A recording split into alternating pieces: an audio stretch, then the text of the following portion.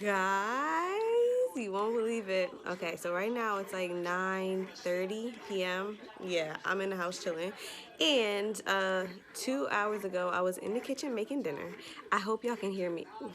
I might have to do this over. Anyways, I was in the kitchen making dinner and my water broke.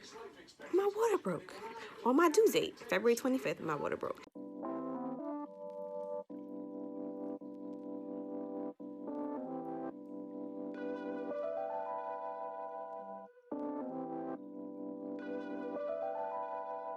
Hey guys, what's up? Welcome back to my channel. If this is your first time here, I'm a first-time mom, and today I'm going to talk about my 31-hour positive labor and delivery story.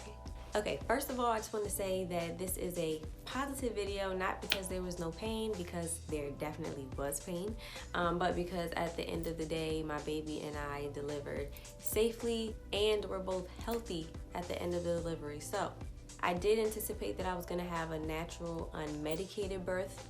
That was my birth plan, but as you all know, birth plans, you shouldn't be married to them because they don't always happen the way that you anticipate they do. Mine didn't, but I'm okay with that. So let's get into the details.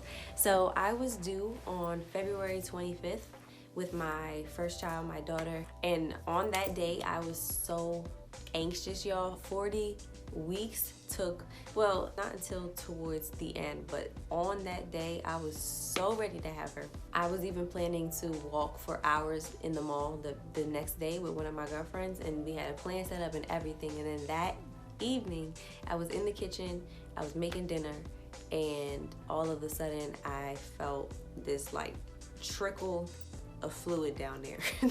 And I wasn't sure if my water had broken or not, because obviously this was my first time, and it wasn't what everyone said it was going to be. So it wasn't that big like gush, and it wasn't like trickling down my leg and things like that. So it stopped me in my tracks. I was cooking and I was like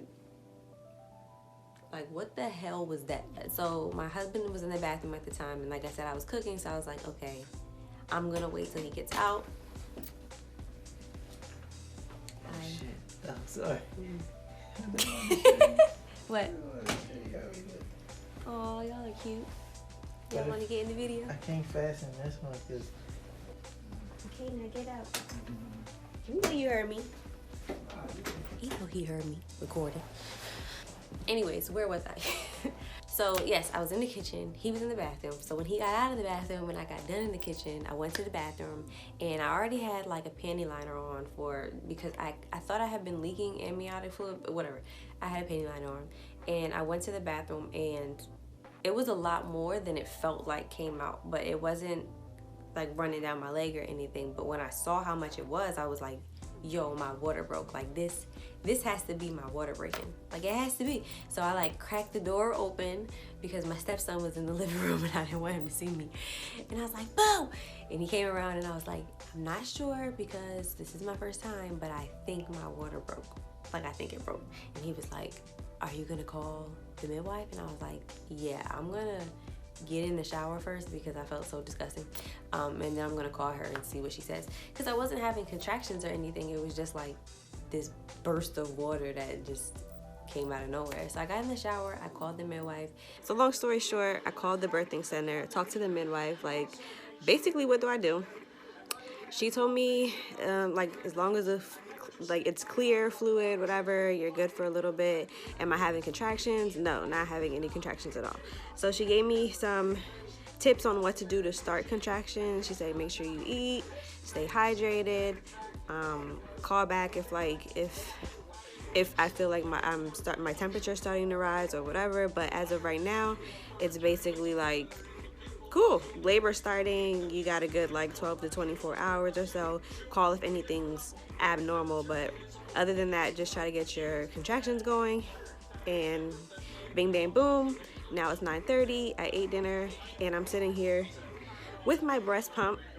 She told me to pump each breast 15 minutes each, up to an hour, and so that's what I'm doing. And since then, I've had more water come out. She asked me, was I contracting? And I was like, no, this is the only thing. and that's it. She's like, was it a gush? I was like, no, it wasn't a gush. It was like a flow. It was like a flow of water, but it was a lot, and it wasn't pee. Like, I didn't pee myself. And so she's like, yeah, your water's probably starting to break. And just so you guys know, nobody told me that it was just gonna keep coming out until you have the baby, basically. I always thought, like in the movies and stuff, it's like phew, like all this water breaks, and then I don't know, you just go into labor, and then it's just contractions. But I did not know that my body would produce so much of that shit. Like, it was so much. I was like soaking through pads, TMI. But anyways, so I got out of the shower, I had a big pad on, and the midwife asked me, was I contracting? I told her, no, I'm not having any contractions. And throughout my pregnancy, I had like a handful of Braxton Hicks, but nothing too serious really, but I wasn't even having that. So she told me she wanted me to use my breast pump 15 minutes on each side so that my body would start to, I think she said, stimulate contractions to happen so I can go into labor. Like, well, I guess I was in labor, but you know what I mean. So this was at 7:30 when my water first broke, and then by 9:30 the gush happened. Like, it was like the ocean water. Like, there's no denying what that is. When you feel it, you know what that is. The big gush just happened, and contractions are starting to happen as well, because I see my stomach tightening up, but they don't hurt. It's just my stomach like tightening up. So that's just an update. Like I said, it's 9:30-ish on Tuesday, February 25th, which is my due date, and it looks like by, you know, the next 12 to 24 hours, baby will be here. So I'll be keeping you guys posted. I can't wait to not be out of breath like this. But anyways, that's where I'm at right now, and that's what I'm doing. I'll be back. So that happened at like 9:30, and I do have clips of my labor experience, like sparingly here and there, and then also of the delivery, which I will input in this video, but most of it is going to be me walking you guys through what actually happened, because this was a long time. So the 31 hours started at 7:30 p.m. So my midwife told me to do the contraction thing, the breast pump thing, and then walk as much as I can. Okay, this is another update. I'm literally walking up and down my hallway in my apartment. I finished doing 1 hour of the pumping on each side, like my midwife told me to do, and it did start the contractions, so I am feeling contractions now. At first I really couldn't feel anything, just the tightening, but no actual like crampy feeling. Now I do feel the contractions and the crampy feeling, but they're definitely bearable. Like, it's nowhere, it's actually way less than the period cramp. So I'm just walking and I think it's about, it might be going on like 11 o'clock p.m. right now. So that's what's happening now.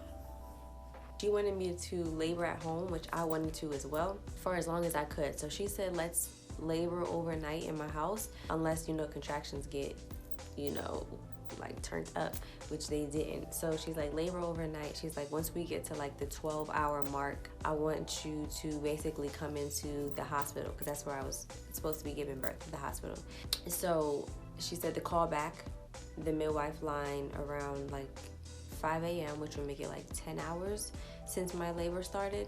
And at that time, I did call, and they wanted to see how far I progressed. So really, I could barely sleep all night, obviously. And as far as my contractions went, like, they were nothing. They were like Braxton Hicks. It was like cramps. It was like nothing. So I didn't feel like I was in labor at all for the first like 12 to 14 hours. I just did not feel like I was in labor. So I called the midwife. She's asking me like, how much progress have I made? I'm like, I don't know. I don't feel anything except for this water keep going. So she's like, okay, I don't want you to labor at home for too long, because, you know, once your water breaks after 24 hours, you're like more at risk, susceptible for infection. So she's like, we don't want you to be at home for too long, especially if you're not really like having real contractions. We want to speed up labor. So I'm like, okay. So she's like, come into the hospital. So that morning, my husband and I took our sweet time getting to the hospital. We got there probably close to 10 a.m. and I didn't get checked by the midwife to see how far along I was until almost noon. So she checked me and I was only 1 centimeter dilated after 17 hours of leaking or of my water breaking. I was 1 centimeter dilated, which makes sense because, like I said, I wasn't feeling contractions. At one point, I was bouncing on the ball, and my husband said, if they come in here, they're probably gonna send us home because you don't look like you're in labor. And I'm like, I don't feel like I'm in labor either. I didn't feel anything. So at that point, she checked me. She's like, you know, same thing that the other midwife said. Basically, we need to try to speed this process up as far as getting you dilated if you want to have like a natural delivery and not have any infections and stuff.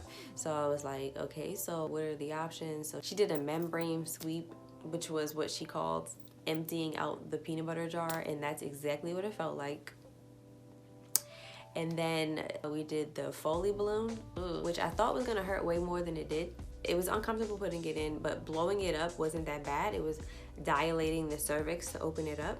And that took me to 5 centimeters, from 1 to 5 centimeters, just blowing up the balloon. And the most uncomfortable part about it for me was taking it out. Like, that was the worst, but I mean, I guess that's nothing compared to pushing a baby out, right? So that was what we did first. And then there was also this like dissolvable pill that you put like in the back of your gums, and it's supposed to coincide with the Foley balloon. So the Foley balloon opens up your cervix if it's not already opening up by itself, and usually when it naturally opens up, the hormones will also make it start to ripen and get soft. So Foley balloon doesn't make it ripen, but that pill thing that she gave me, it does. So anyways, at that point, she checked me every 4 hours or so. So at noon, I was 1 centimeter dilated. After the Foley balloon and that stuff, I was 5 centimeters dilated. So we were feeling great at 4 p.m. She's like, oh, at this rate, I'm pretty sure you're gonna have the baby, you know, by the time my shift's coming to an end, which is like around 8, which is another time that she was gonna check me, because it's like every 4 hours or so, and she didn't want me to get an infection. So I'm feeling great. Well, I'm feeling the contractions at this point, so that doesn't feel great, but I feel great about the fact that I'm having this baby today on the 26th at that point. So I'm like literally telling people, like, at this point, like, I'm pretty sure she's gonna be born today. By 8 o'clock, when they checked me, I just knew I was going to be fully 10 centimeters dilated, or at least like 8, 9, you know, whatever. And my contractions, they were real at that point. I was having real contractions, which was so different from what was happening when I first got there, and I was just living my life like it was golden. So at this point, they checked me and she's like, you're still about 5 centimeters. I cannot tell y'all how discouraged I was. Like, I was so tight.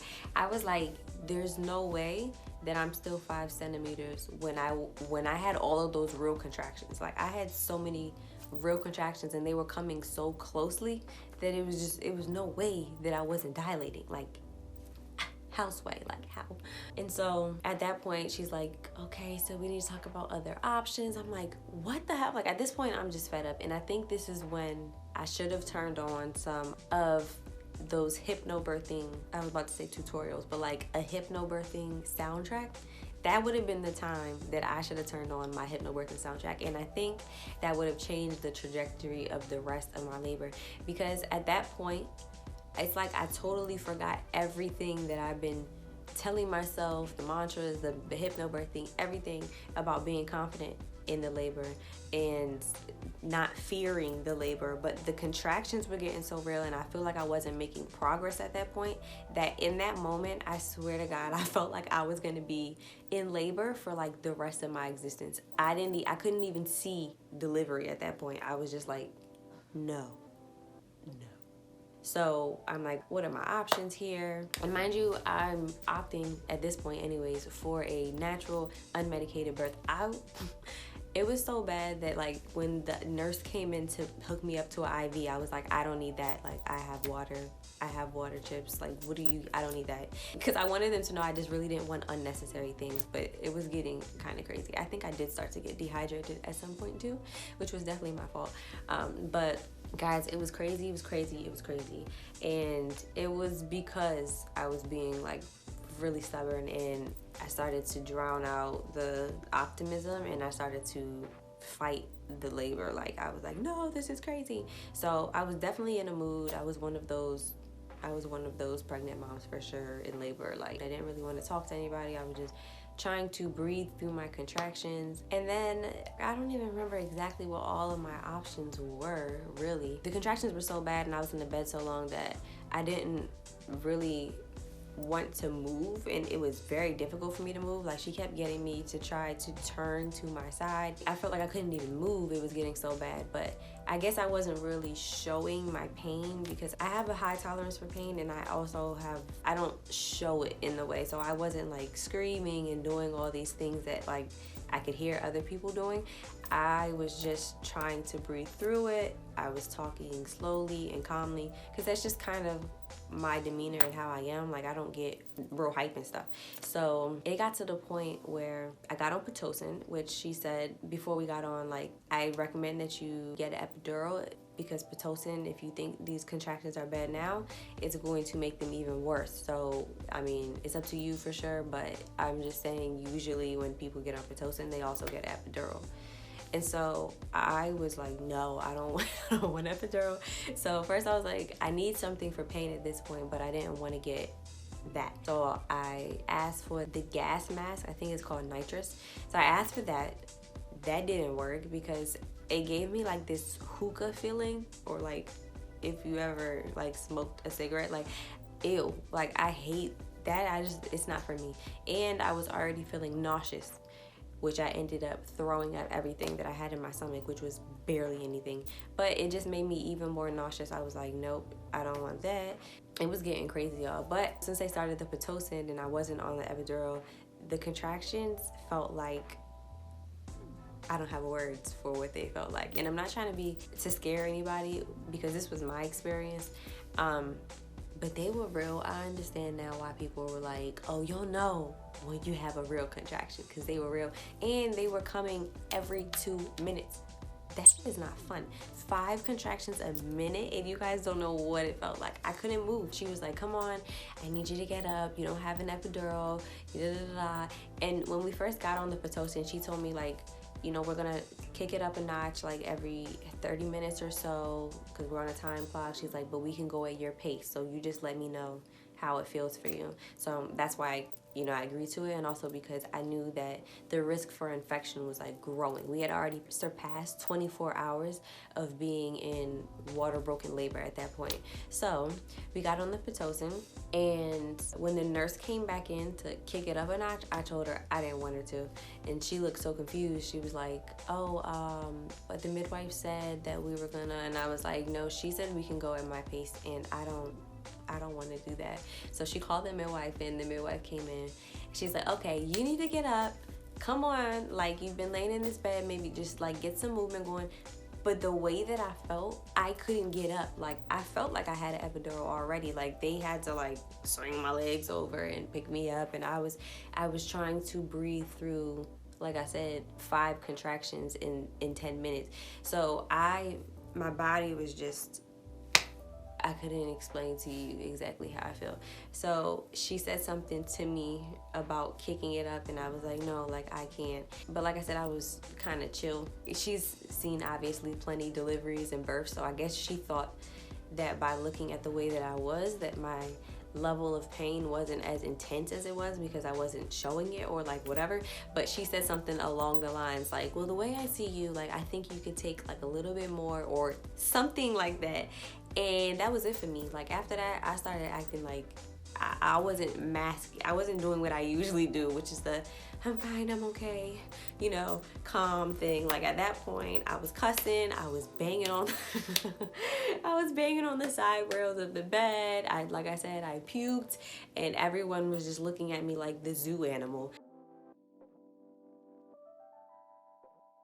My husband was looking at me like he's never seen me like that before. I mean, no one's ever seen me like that before. But my mom just kept asking me, are you okay? And I'm like, what do you think? Like, does it look like I'm okay? Like, do I look like I'm okay? Anyways, at that point, I'm like, I want an epidural, because I did talk to the anesthesiologist like a little bit before that, because I was a little bit unsure. I was like, maybe let me just consult with him and see what he has to say. At this point, I was 8 centimeters, and they do say that you shouldn't get an epidural after 7 centimeters dilated, but it's really more so about if you can sit still, because it's such an intricate and precise injection that they give you in your lower back that if it's done incorrectly by you moving or whatever, you could risk being like paralyzed and like a whole bunch of other shit that could go wrong.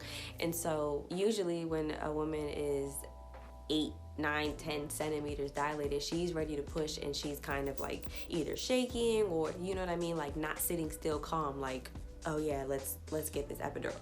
So the guy was explaining to me my options, and he's like, you could get it, but you need to be able to sit still. Do you think you'd be able to do that? And so when he consulted me, I just was being really stubborn, and I was like, you know what, I've already made it to 8 centimeters without any pain medication except for, you know, the nitrous. I'm like, I think I'll be fine. So we sent him on his way, and then like I said, when she said that to me and then I started like wilding, it was like something just came over me where I just felt like, how long am I gonna be in labor? And I told them at that point, I need an epidural. And they didn't really know how serious to take me because I already had the guy come in. I was really adamant about not wanting it and everything, but I was like, no. Like at this point, I was like damn near about to cry. I just couldn't produce any tears. But at this point, I'm like, give me the epidural. Like, I don't care. Give me the epidural. I don't care that I'm 8 centimeters. Give it to me. Because at this point, I'm thinking to myself, I'm not even fully dilated, and then I have to push a baby out. I don't care about what I said. Give me the epidural. So the guy came in there. I felt like it was like instantly, like he was outside of the door waiting or something. So he comes in there. He's telling me over and over again, you have to sit still. You have to sit still. And they cleared like everybody out of the room except for my husband, and my mom was supposed to get out, but she didn't. She was just like over there in the room watching. And I was hunched over, like breathing into a pillow, and he was supposed to do it in between contractions, but they were coming so closely, and of course I was on Pitocin, so intensely that a contraction came while he was giving me the epidural. And y'all, oh my God, I was literally sitting there like, please, Sarah. Like I was giving myself a pep talk while I was breathing into the pillow, like, don't move. He's almost done. Because I really did not want anything to go wrong with epidural. But thank God the epidural happened. It was over. They laid me down, and you start to feel the numbness from your toes, and it works its way up, you know, up to your stomach, basically, up to your uterus. And so as I was laying there, the anesthesiologist was asking me, how do I feel on a scale from 1 to 10? And I was like, well, if I was at a 10, I feel like maybe like a 5 now. Like I feel much better. And he's like, okay, well, ideally I'd want it to be a little bit better than that. But it was just making its way up, like I said, from my feet to my stomach. So at that point I could still feel contractions, but it wasn't as dire as it was before. And then I guess he like dosed me up a little bit more, and then I was in heaven. Like I was in, y'all, I went from I don't know what to I know what. Like it was crazy. It was so crazy how drastically everything about me changed once I got that epidural. Like, and it seems like I fell asleep or something, because I just remember getting it, laying down, closing my eyes, and then when I opened my eyes, everybody was back in the room. Like, when did y'all even get here? But they were back in the room, and I just woke up like, hey everybody, like I don't even know what happened, but I feel so good. It was the best choice that I made, like throughout the entire labor. It was the best choice I made. Shemaine. So Sarah, look at my lips. You look fine. My lips. You look great. Can I have a chip? Can I have a chip? Are you on dog food? I don't know, but I don't feel anything, so that's cool. I feel so much better. That's good. I'm glad. Come on, Zehn. Stop me that. My best friend told me that my dad was trying to check on me, like in between the chaotic mess, and I was like, is he okay? Because he worries a lot. And she's like, yeah, he just was like, she's so stubborn because I waited so long to get it. And I really didn't think that I was gonna get it because I got so far without it, but it was the best choice that I made. And it definitely wasn't a part of my birth plan. I was so opposed to getting an epidural. But like I said, it was the best choice that I made, and I don't even know what the rest of my delivery would have been like if I didn't get it at that moment. I don't even want to think about what it would have been like if I didn't get it at the moment. So I didn't even feel bad about it at all. I thought I was going to. I thought I was going to be disappointed, but I felt great. It was the best thing that I could have done. And then guess what? Guess what? You'll never believe it. Maybe you probably will. Literally right after I got the epidural, the midwife comes in. She's like, oh, you look like you're feeling much better. I'm like, yeah, girl, I feel great. And she checks me, and she didn't even have to check me all the way, because she goes in and she's like, oh, I feel the baby's head like right here. She's like, you're ready to push. I'm like, what? I'm like, after all this, she's like, I knew this was gonna happen. She was like, you were fighting your contractions. You were going against what your body was trying to do, which was trying to get her out, and you were so tense. And then all of a sudden, like, I just thought about the hypnobirthing all over again. And then that me fighting my contractions was fear of the pain that I was feeling. And if I had just, well, whatever, shoulda, coulda, woulda, whatever, that epidural was the best choice I made. And then I was ready to push, and because I had an epidural, I didn't have to feel me pushing her out. So yeah, at that point, we were ready to push. So I pushed, and some of it, she was even like kind of sliding out on her own, because I was breathing in between contractions, like pushing in between contractions. And even when we stopped during a contraction, they were like, look, like she's moving out, she's moving out. Oh my goodness, there's a baby coming out. Look at her. Yeah, it's okay. Touch. Touch if you want. Is it okay? Feel your baby coming. Touch. She's coming. And she's just stretching herself. That is And this is your skin. Okay, yeah. And this is your baby. Okay. You want to push? Yeah. Let's go. Let's do this. Wow, wow, wow, wow. Give me more. Good. Wow, wow, wow. More. Come on. Chin down to your chest. She's right there, babe. Breathe and do it again. She's right there. Big breath and let's go. And then Yes, ma'am. Yes, ma'am. And her head is out. Yes, yes, yes, yes. Keep breathing and push. Yep. All right. Good job, mama. Head is out. Breathe and push again. And what? Breathe and push Push again. Get her out, get her out. She's there. Come on. Good. Give me another one. Again. Give me a good big push, big push, big push. Compound hand. Put your hands down here. Put your hands down here. Put your hands down here. Hello. Gosh, you did it. She's out. Oh my